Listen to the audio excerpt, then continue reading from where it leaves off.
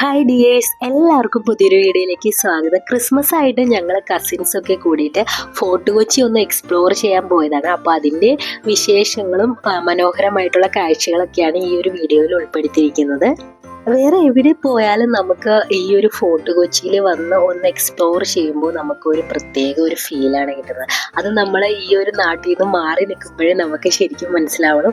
അപ്പോൾ എല്ലാവരും വിചാരിക്കും കൊച്ചിയിൽ എന്താണ് ഇത്ര എക്സ്പ്ലോർ ചെയ്യാനുള്ളതെന്ന്. പക്ഷെ എനിക്കറിയില്ല, ഈ ഒരു ഫോർട്ട് കൊച്ചിയിൽ ഈ ഒരു ക്രിസ്മസ് ടൈമിൽ വന്ന് വെറുതെ ഒന്ന് ട്രാവൽ ചെയ്യുമ്പോൾ തന്നെ നമുക്കൊരു പ്രത്യേക വൈബാണ് കിട്ടുന്നത് കേട്ടോ. അപ്പോൾ ഈ ഫോർട്ട് കൊച്ചിയുടെ പ്രത്യേകത എന്താണെന്ന് വെച്ചാൽ മറ്റ് ജില്ലകളിൽ നിന്നൊക്കെ വ്യത്യസ്തമായിട്ട് ഇവിടെ എല്ലാവരും ക്രിസ്മസ് ന്യൂ ഇയർ ഒക്കെ ഭയങ്കരമായിട്ട് സെലിബ്രേറ്റ് ചെയ്യാണ്. അപ്പോൾ അതിൻ്റെ ഭാഗമായിട്ട് ഇവിടെ ക്രിസ്മസ് ന്യൂ ഇയർ കാർണിവലൊക്കെ നടത്താറുണ്ട്. അപ്പോൾ ഈ ഒരു ടൈമിൽ കൊച്ചിയിൽ വരുമ്പോൾ ഫുൾ ലൈറ്റ്സ് ഒക്കെ കൊണ്ട് ഇവിടുത്തെ വീടുകളും ഇവിടെ എല്ലാം ഫുൾ ലൈറ്റ്സ് ആണ്. അപ്പോൾ നമുക്കിവിടെ ചുമ്മാ വന്നിങ്ങനെ കറങ്ങുമ്പോൾ തന്നെ നമുക്ക് മനസ്സിന് ഭയങ്കര സന്തോഷമാണ് ലഭിക്കുന്നത്. അതുകൊണ്ട് തന്നെയാണ് ഈ ഒരു സീസണിൽ എല്ലാവരും ഇങ്ങോട്ട് വരുന്നത് തന്നെ കേട്ടോ.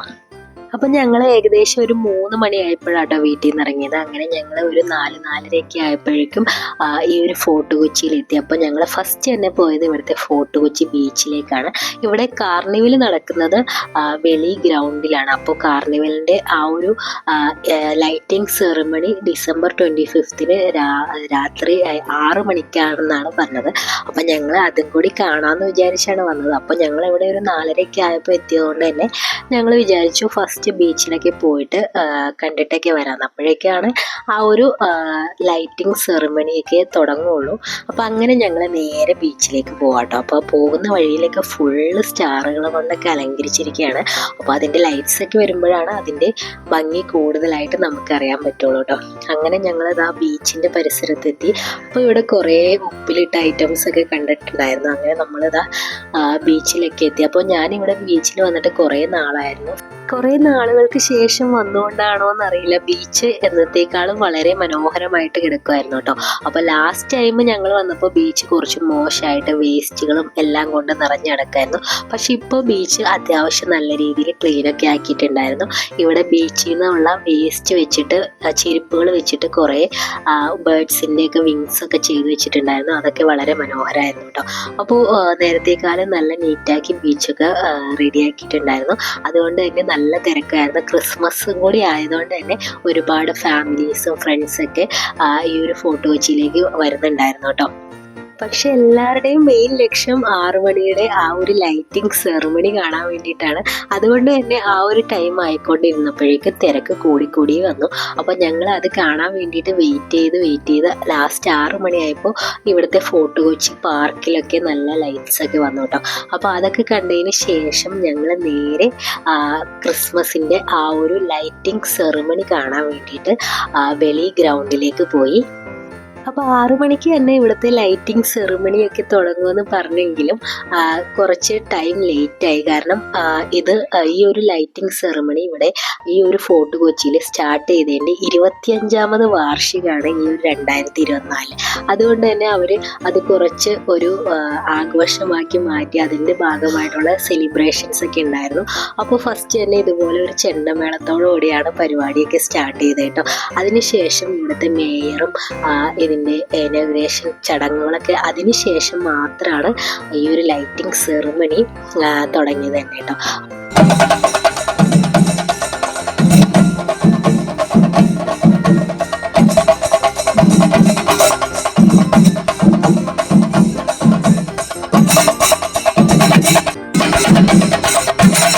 അങ്ങനെ ഇതിൻ്റെ ഉദ്ഘാടനമൊക്കെ ഇവിടെ തുടങ്ങിക്കൊണ്ടിരിക്കുകയാണ്. അപ്പോൾ ഇന്ത്യയിലെ തന്നെ ഏറ്റവും വലിയ നാച്ചുറൽ ക്രിസ്മസ് ട്രീ ആണ് നമ്മുടെ ഫോർട്ട് കൊച്ചിയിൽ.